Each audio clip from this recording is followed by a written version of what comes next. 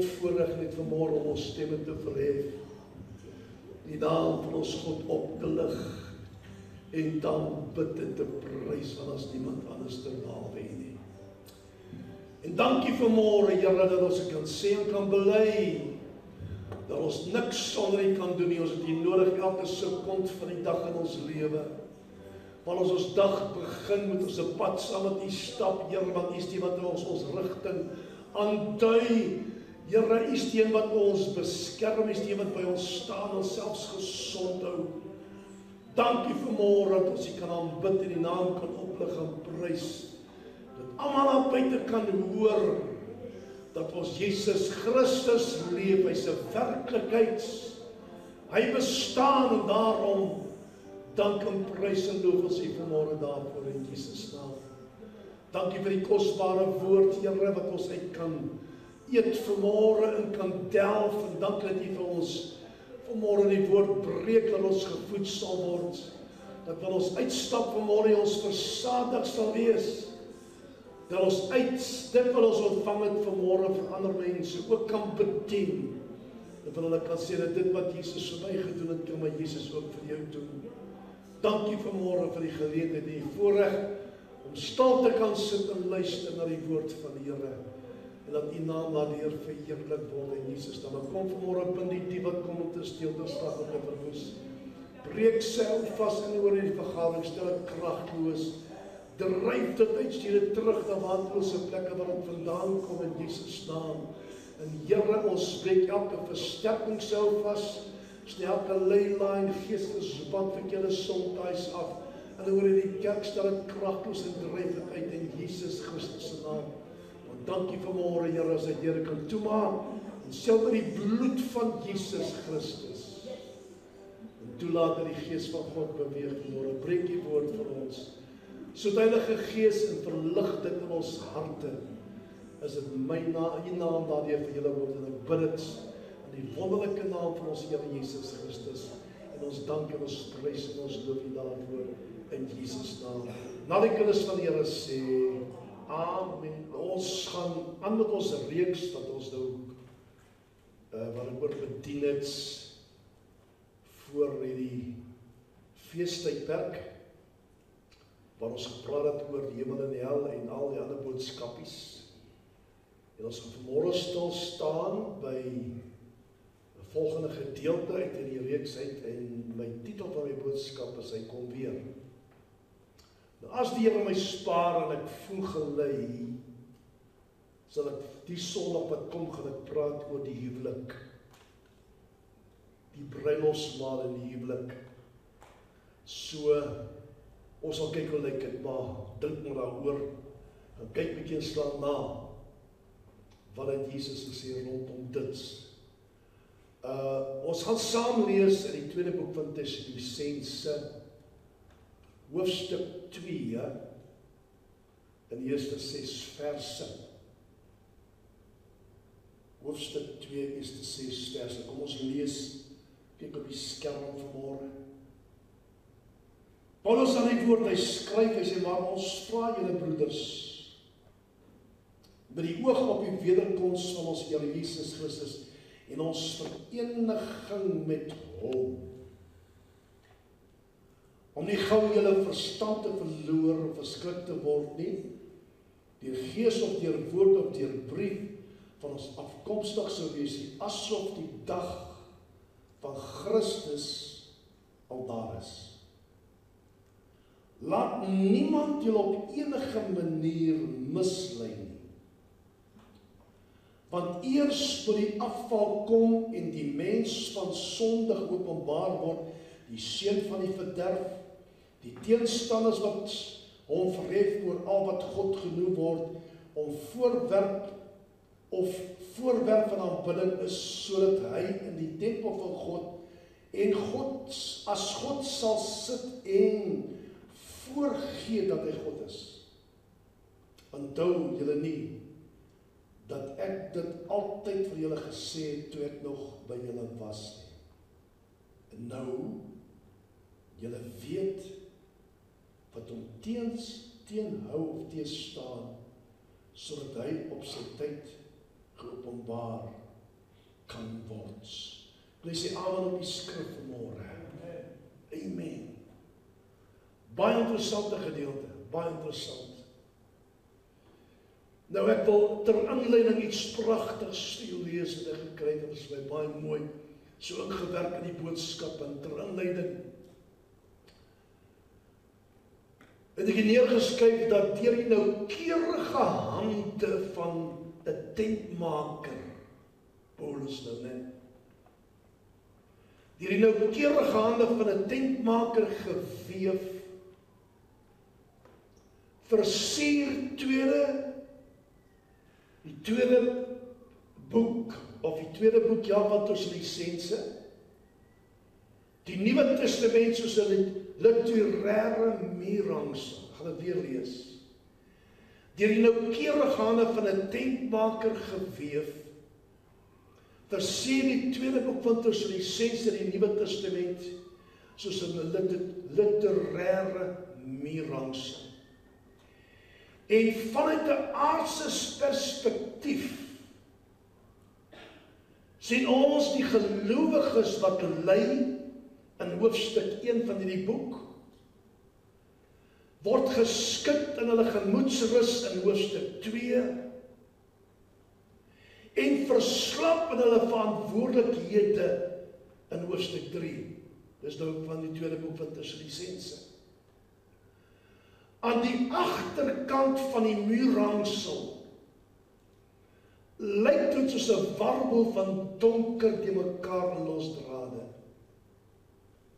Maar Paulus kom en wys ons die hemelse kant van die muurrangsel in tweede boek van Tessalonisense 1:5-12. Wanneer ons dit dan van daardie hoek bekyk, kry ons nie net die perspektief nie, maar ook die aanmoediging om te volhard, om deur die vuuroond van vervolging te stap, oor die see van profetiese dwaalings koers te hou, en om die slaggate in ons praktiese lewe te vermy. Paulus se brief hier help ons om sin te maak van ons lyding, om standvastigheid te vind in leerstellinge, ons sekerheid en om vas te staan in beginsels van 'n verantwoordelike lewe.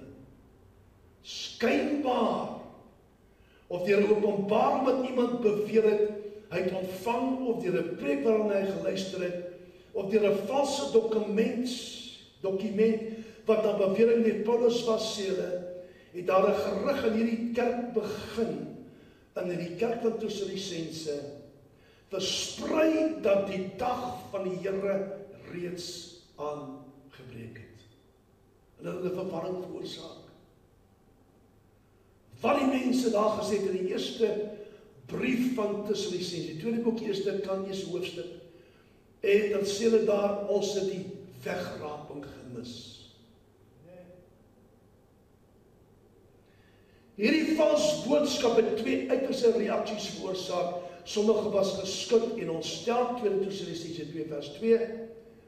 Luister, ander het begin hulle verantwoordelikhede te verwaarloos, terwyl hulle op hulle gesit en wag het vir die Here se wederkoms, en so hulle tyd verkwis het, en so ook nie hulle verantwoordelikhede nagekom het nie, volgens 2 Tessalonisense 3:10-12. Hartseer. Valse dinge wat verkondig word, kan mense se lewens totaal en al vernietig. Heeltemal.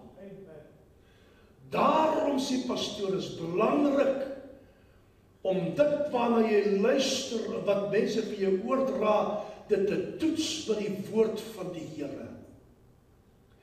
En as dit nie klop met die woord van die Here nie, sal dit op jou raak, los dit daar. Moet dit nie gebruik nie, moet nie amen sê op dit nie, moet nie beaam nie, anders gaan dit deel word van jou lewe. Jy kan nie bekostig om grond te verloor en af te staan aan die duiwel nie. Belangrik mense, En hy sê dit self, Jesus in die laaste dag sal baie valse profete opstaan, baie mense, juist in die tyd wat ons vandag is, wat baie goeie predikers is, maar as jy mooi in die boodskap geluister, draai het rondom die persoon, draai nie rondom Jesus nie. Ons moet so versigtig wees vandag. Absoluut versigtig wees. Maar die eerste punt, na die aanleiding, het Paulus die gemeente van Thessalonika reggeleer. Hy moes. Die oomblik toe hy verwarring en hy gemeente ontstaan en in die begin, die hele hoofstuk, of eerste boek van Thessalonisense, hy praat oor die wederkoms, hy praat oor al die dinge, toe hulle nou weer 'n keer afdwaal, weer 'n keer val, oor dieselfde ding, en luister na dinge wat hulle moet luister nie, moes hy teruggaan, hy het die begin hulle reg geleer, moes hy weer 'n keer vir hulle gesê, moet nie julle ore uitleen nie, as ek die woord mag gebruik. Moenie na enigiets luister en dit is reg nie.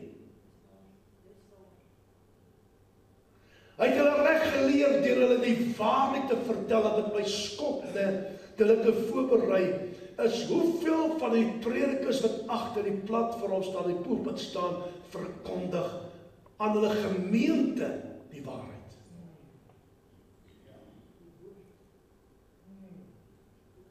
Luister op ons. Dus wat ek begin van hierdie reeks gesê het, dat mense hoor nie meer. Daar sal gepreek word oor die hemel, maar nie gepreek word oor die hel nie.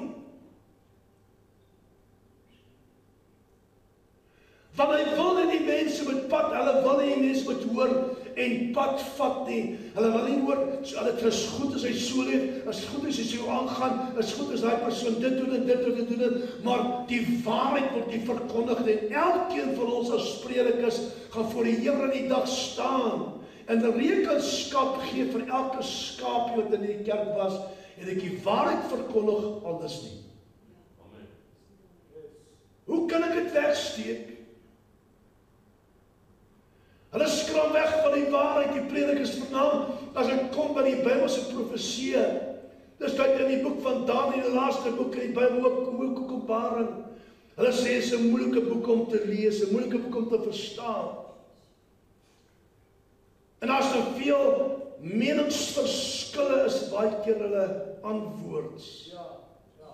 Hoe sal die gelowiges dan die waarheid ken, as ons nie bereid is om die waarheid te verkondig nie?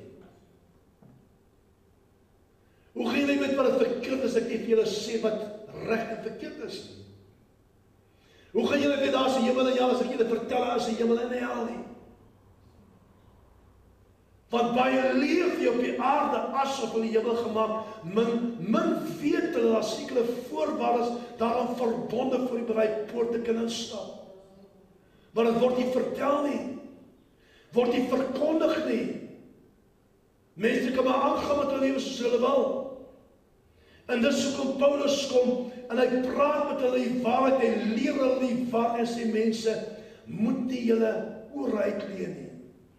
As 20% van die skrif profeties was toe dit geskryf was, kan 'n mens sien dat daar 'n groot leemte in 'n gelowige se Bybelse kennis sal wees as profetiese gedeeltes oorgeslaan word. Of net oppervlakkig bane of oor gepraat word.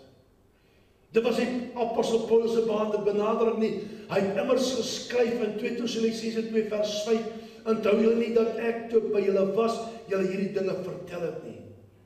Dit stel die vraag, vanmôre, liewe prediker, sluit myself aan, of leraar, sluit myself aan, leer jy jou kinders oor die dinge wat Paulus belangrik genoeg geag het, om aan die nuwe gelowiges in Thessalonika oor te dra.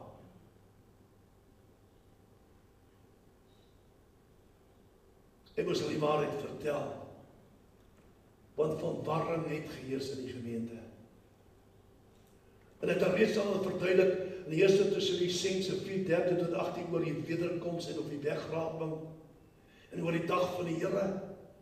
Maar net 'n paar maande daarna toe val die mense weer as in dieselfde groep met 'n hart vol vrees En daar wil oor praat is, hoor my boetie, hoor my sussie, ons het die wegraping gemis.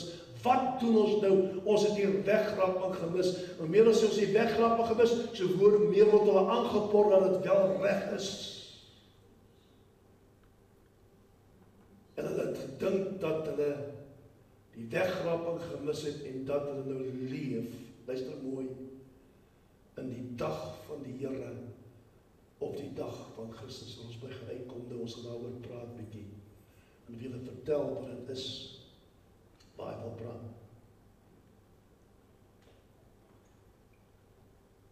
Tweede punt. Kom Paulus en hy sê, broers, ek vra julle broeders met die oog op die wederkoms. Eerst wat hy oor praat. Van ons Here Jesus Christus. Tweede een, ons vereniging met hom, die tweede punt. Om nie gauw julle verstand te verloor of verskrik te word, nie deur die Gees of deur die woord, of deur die brief wat aan ons afkomstig sal wees nie. En derdens, as op die dag van Christus al daar is.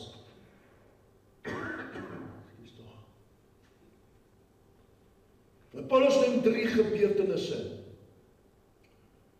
wat ons eintlik kan saamvat in 2. Naamlik die wederkoms, tweedens ons vereniging met hom, en dan derdens die dag van Christus, is die 3. Maar die laaste 2 keer ek saamkom, maar ek noem hulle 3 dae. Die wederkoms, die vereniging met hom, en dan die dag van Christus. Ja, ons begin ons nou.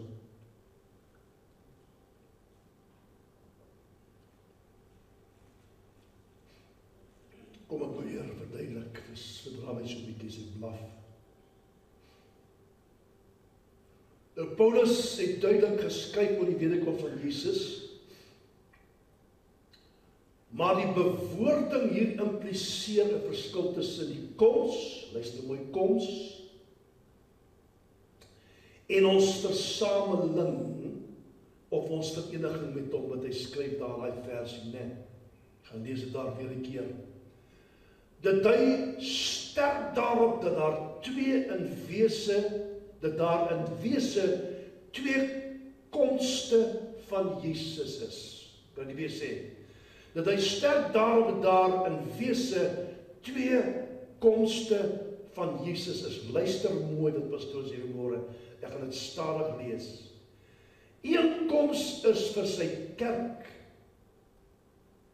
Soos duidelik beskryf in 1 Tessalonisense 4:6-8, waar hy praat van die wegraping, snatch away. Die ander koms, die tweede koms, is saam met die kerk. Om 'n opstandige, rebellerende wêreld te oordeel. So die eerste koms kom Jesus en hy kom al sy kerk, of sy bruid, né? Tweede koms, en hy kom hy saam met sy kerk. Om die opstandige, rebellerende wêreld te oordeel. Dis die 2 verskillendes daar. Kom ons kyk daarna. Hier is die wederkoms, wat spreek van sy tweede koms. Wederkoms spreek van sy tweede koms. As jy gaan lees, ons lees in die Bybel van sy wederkoms. Maar die tweede koms kry jy nêrens, jy kry daai terme nie, kry jy titel nie in die Bybel nie.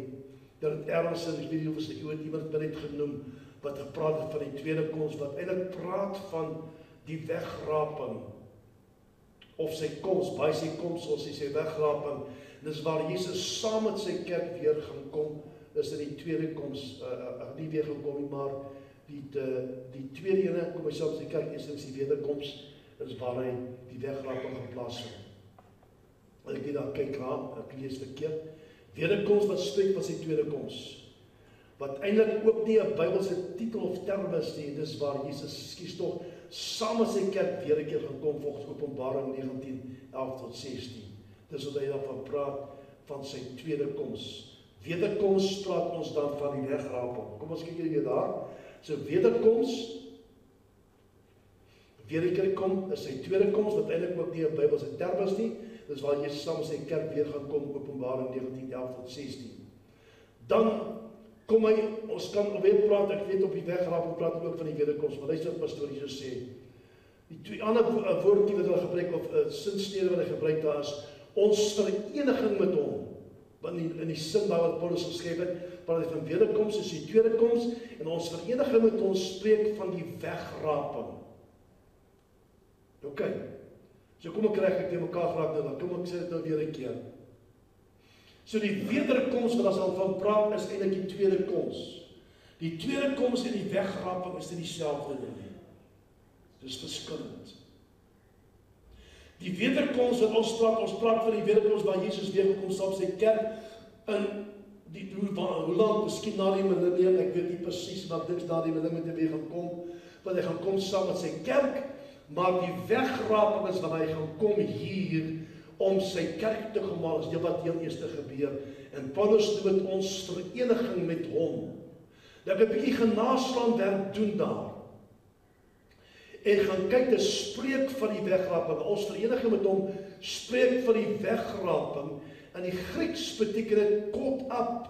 1 Tessalonisense 4 vers 17. Forceful snatching away is die ander woord. En waaroor daar so groot verskil is onder die geleerdes vandag nog wat mense glo nie in die wegraping nie. Nou sê ek dit. As ek in die wegraping glo, moet my nie beoordeel nie. Of oordeel nie. As jy dan nie in die wegraping nie glo nie, ek jou nie oordeel nie. Want elkeen werk sy eie eenheid. Verstaan? Maar daar wel 'n wegraping geplaas en ek het nou 'n lang studie gedoen van dit weer 'n keer en die meeste van die geleerdes ouers hulle commentaries sê daar is soveel bewyse dat die kerk nie deur die groot verdrukking gaan nie. Gaan nie deur nie. Jy sal met my stem nie, maar dis wat ek glo in die begin al die tyd nog saamgestem het, is dat ons gaan nie deur die groot verdrukking, ons geglo. Voor die groot verdrukking gaan die Here ons kom haal. So hy praat dan van die wederkoms en spreek van die tweede koms, wat eintlik ook nie 'n Bybelse term is, sê, dis waar Jesus saam met sy kerk weer gaan kom, Openbaring 19:11 tot 16, dan praat hy met ons, vereniging met ons, spreek van die wegraping, beteken catch away of caught up. Dis daai woord beteken twee dinge wat dan gebeur, sê die Bybel vir ons in die eerste boek van Tessalonisense. Daar gaan 'n geroep wees, want hy gaan neerdal in die hemel, en met die geklank van die basuin van God, wat ons miskien volgende week ook oor gaan praat, en as ek kan inwerk daar. Dan die derde ding wat hy oor praat, so hy kyk na die wederkoms, in die versie, hy praat met ons vereniging met hom, en dan praat hy van die dag van Christus. En dis waar hy die gemeente vastgehaak het. Dat glo die wegraping gemis, en dat is eintlik in die dag van Christus nou. Wat is die dag van Christus? Volgens 1 Tessalonisense 5:4 tot 9 is dit die dag van die ongelowiges. En spreek eintlik van die groot verdrukking. So wat hulle gedink het, hulle het gedink, onthou nou luister mooi, as jy daai gedeelte gaan lees, julle al twee gedeeltes, die eerste boek van Tessalonisense, die tweede boek van Tessalonisense, jy maak 'n studie, as jy agterkom, daai ouens het swaar gekry, hulle was vervolg, hulle was aangeval, allerlei dinge wat gebeur het, hulle het gedink om dit nou gebeur in hulle lewe, hulle is in die dag van die Here, hulle is eintlik in die groot verdrukking, wat toe nie so was nie. Luister.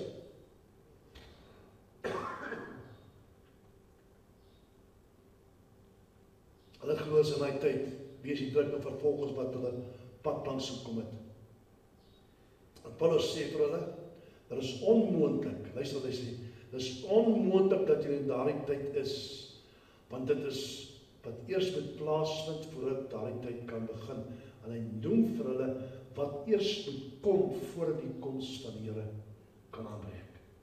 En mense is daarna ons moet kyk, moet oplet, ons delosie, geestelike delosie na wat ons moet kyk en al die dinge wat gebeur in die wêreld daar buite. Ons sal reeds ons 'n aanduiding dat die koms van die Here is voor die deur.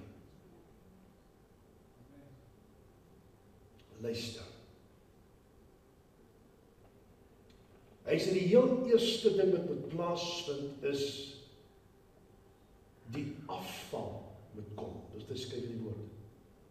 Die afval moet kom. Apostasy, sê praat die Engelse Bybel daarvan. Comes first. That is the great rebellion, the abandonment of faith by professed Christians. Apostasie verwys na die daad om 'n godsdienstige geloofstelsel of lojaliteit te verlaat, te verloon of te verwerp. So in die laaste dae, presies wat Jesus gesê het, sal dit word soos die dae van Noag. Mense gaan rebelleer. Mense gaan in opstand kom teen die dinge van die Here. Mense gaan wegdraai van hulle fondasie af, van hulle geloof af en ander dinge begin doen. Hy sê die afval moet heel eerste kom, want in die afval en mense dit gebeur nou al reeds in kerke. As jy gaan tik in Dr. Google, waar kan jy tik apostastie daar? Jy gaan kyk wat se virus daar wys, dan wys hulle vir jou virus wat in kerke plaasvind, jou hare rys. Wat se dinge in kerke doen. Wat hulle mense in kerke leer. Duidelik heeltemal die teenoorgestelde is wat die woord vir ons leer. Hulle het heeltemal weggedraai van hulle geloof af. Hulle het allerhande gemors wat hulle inbring. Hulle glo in allerhande ander dinge, in verskillende dinge. En Jesus sê dit, hetselfde het ook gesê, dis die laaste dag gebeur, maar Paulus kom, hy sê die afval moet heel eerste kom. As die afval kom, moet jy weet dat die tyd van die Here is naby en dit gebeur nou, ons eie tyd nou.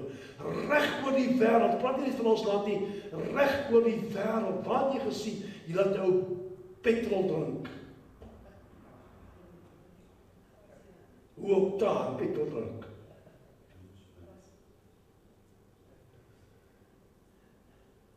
En allerhande dinge wat hulle doen. Net om mense, hulle trek skares, daar duisende mense wat kom. Om dit te kom sien en dit te doen wat hulle glo, as hulle dit doen, gaan hulle genesing ontvang, as dit doen, gaan dit gebeur. En hy maak miljoene rande. Hulle verkoop nou heilige water, as gewone kraanwater, verkoop hulle heilige water, as jy heilige water drink, op jou speel gaan jy gesond word, hulle maak duisende rande. Al daardie ding wat ons nou sien wat gebeur in die tyd, is die afval wat Paulus van praat, wat gaan plaasvind. As jy dit gebeur, heel eerste weet verseker, dat die tyd van die Here is hier.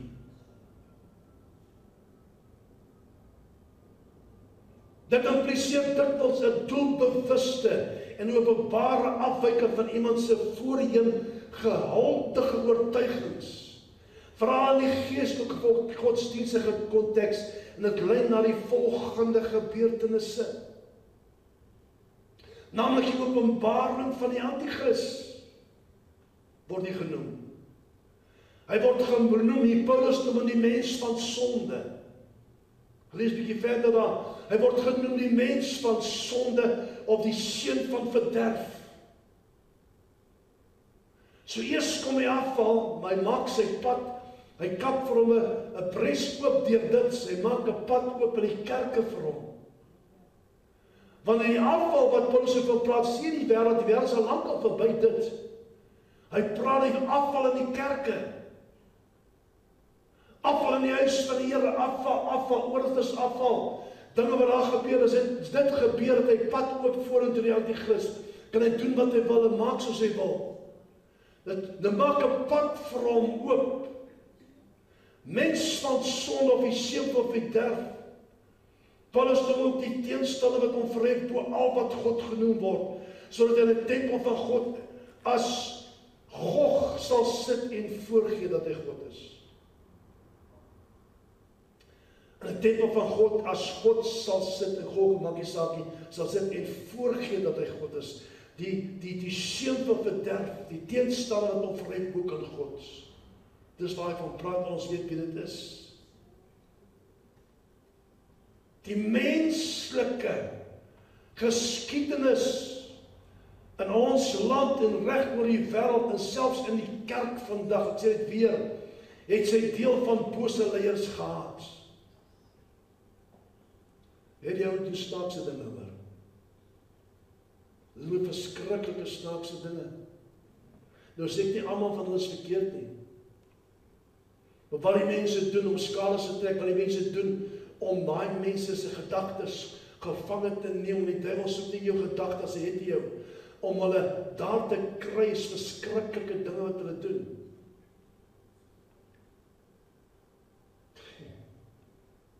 Ja.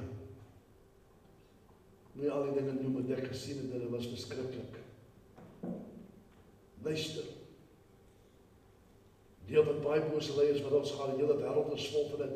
En daar kom een hierna, wat hulle almal sal oortref. Beide in die omvang van sy mag en die boosheid van sy persoon.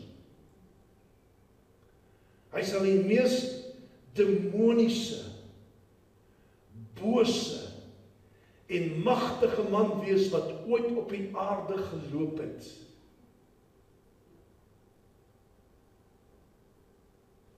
Demonies, boos en magtige man wat ooit op die aarde geloop het.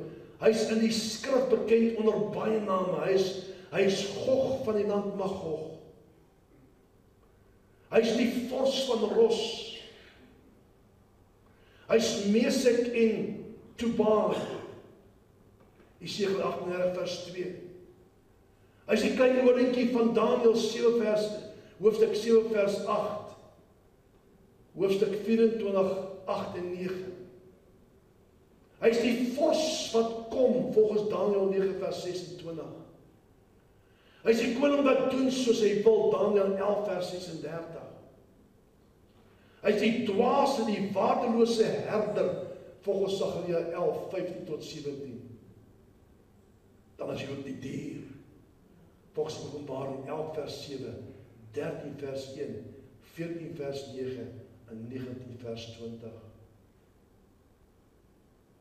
Dis wat hulle hom noem. En eers daarna, na die dag van Christus aangebreek het,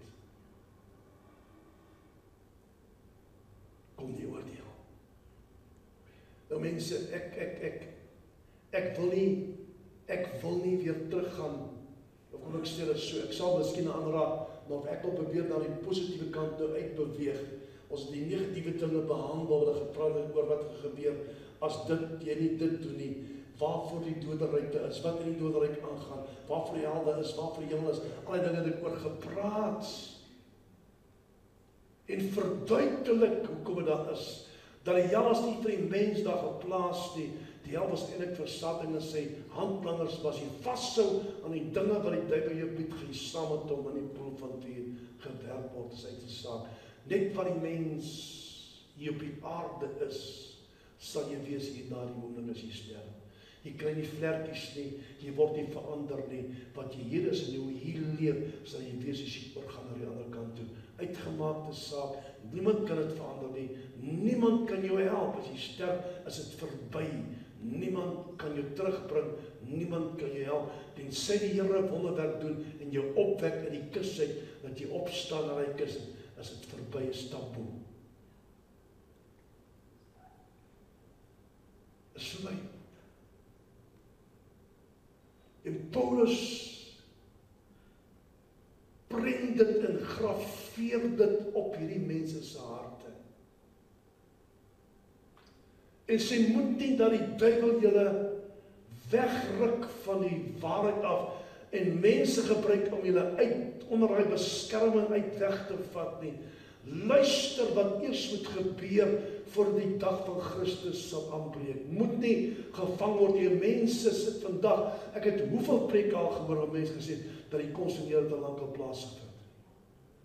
Hoeveel preke al gehoor by mense dat ons is eintlik in die groot verdrukking nou of in die verdrukking nou wat nie waar is nie. Soveel dinge wat na ander kant toe wys, dit bewaar dit nie, dit is nie so nie. Mense wat daarin gevang, en hulle lewe op aarde word eintlik 'n lewe in hel. Ek het die wegraping gemis, dieselfde wat die mense hier gesê, ons het die wegraping gemis, en hulle het gaan sit, gaan lees daar wat hulle gedoen het, in die eerste deel van hoofstuk, tweede boek, hoofstuk 1, hulle het gaan stop om te werk. Hulle het gestop om vir hulle huis te sorg. Hulle het gestop om agter die familie te kyk, hulle gesin te kyk. Hulle het gestop om kerk toe te gaan. Hulle het gaan sit en weer klaag, omdat hulle die wegraping gemis het, en het geglo wat die ander mense sê, en Paulus se leer hulle een kant toe geskuif. Hulle het alles gestop. Hulle het amper soos boemelaars geword op die einde van die dag, omdat hulle na mense geluister het in plaas na die Here geluister het. Wie jou gedagtes gaan vir jou baie dinge sê, wat nie saamstem met jou hart nie. En jou hart kan vir jou baie dinge sê, wat nie saamstem met jou gedagtes nie. Na wie luister ek dan? Luister ek na my hart of luister ek na my gedagtes? Ek moet na my hart luister. Kan nie na my gedagtes luister nie. As ek na my gedagtes luister, sal ek op 'n ander plek opland. Wil jy gedagtes jy oortuig dat jy verkeerd is? Jou gedagtes jy oortuig dat jy niks is nie. Jou gedagtes jy oortuig jy gaan niks en nergens uitkom, jy gaan nie 'n sukses maak vir jou lewe nie. Maar die duiwel gebruik jou gedagtes. Maar as ek dan die klein stemmetjie luister na my hart, wat my hart vir my sê, en reageer volgens dit wat my hart vir my sê, gaan ek ergens kom. Ek sal opstaan as jy het vir my leuen vertel, die koms van die Here nog nie plaasgevind nie. Skuif dit een kant toe, gooi dit een kant toe, en doen dit wat die woord vir jou sê, staan vastig, staan daar, en wag vir die koms van die Here met 'n verwagting in jou hart. Weet jy, in my hart inval, as ek seker oor dit praat, is dat, wat het Jesus gesê? Hy het gesê, ek gaan om vir julle 'n plek voor te berei. Halleluja. Los julle alleen nie. En ek kom terug om julle weer 'n keer te kom haal, om saam met my te wees waar ek is. Amen. Halleluja. Halleluja. Nou die tyd, daardie tyd, ek net 'n paar dingetjies toe begin te weet, het volgende keer oor praat.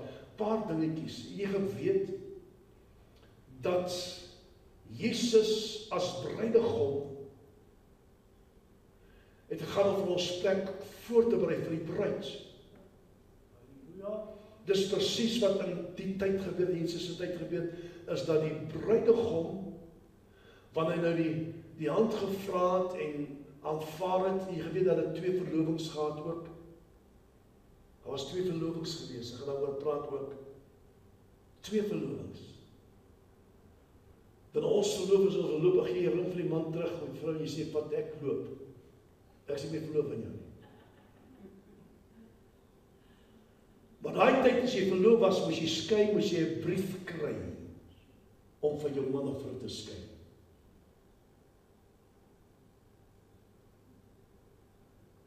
En ons verloofring, ons onderpand, wat is ons onderpand? Die Heilige Gees is ons verloofring. Luister.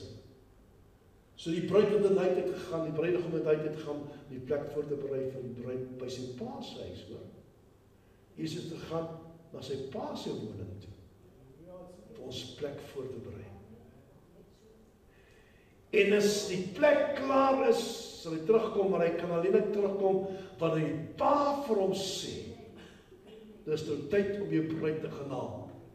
En daardie tyd moes die pa hom sê, hy het hom in die middernag baie keer wakker gemaak, sê, nou kan jy maar jou vroukie gaan haal. En daardie bruid het in al die tyd was sy in afwagting, sy het gewag, sy het 'n verwagting in haar hart gehad, dat haar man sal kom, en sy het altyd geluister, hoor sy die bassyne blaas, die trompette nie, die geroep, is presies wat Jesus sê, wanneer hy gaan kom daar is 'n boesem tussen die sense, daar sal 'n geroep wees soos die van die aardse engel, en die blaas van die bassyn presies dieselfde.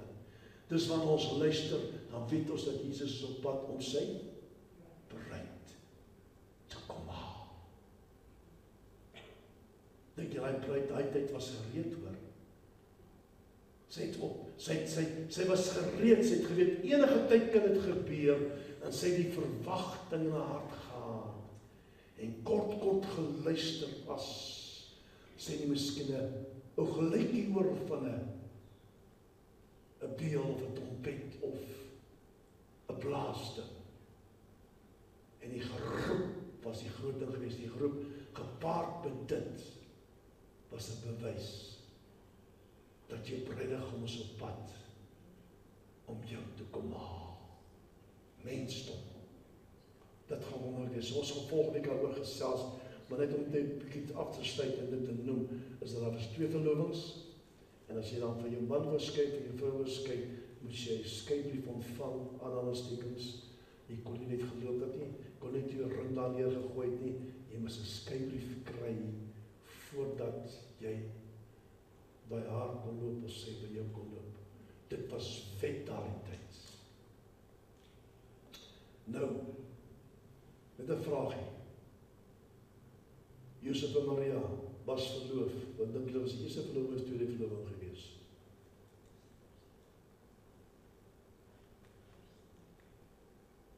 Vertel ek iemand sê vir my, was dit die eerste verloving of die tweede verloving gewees?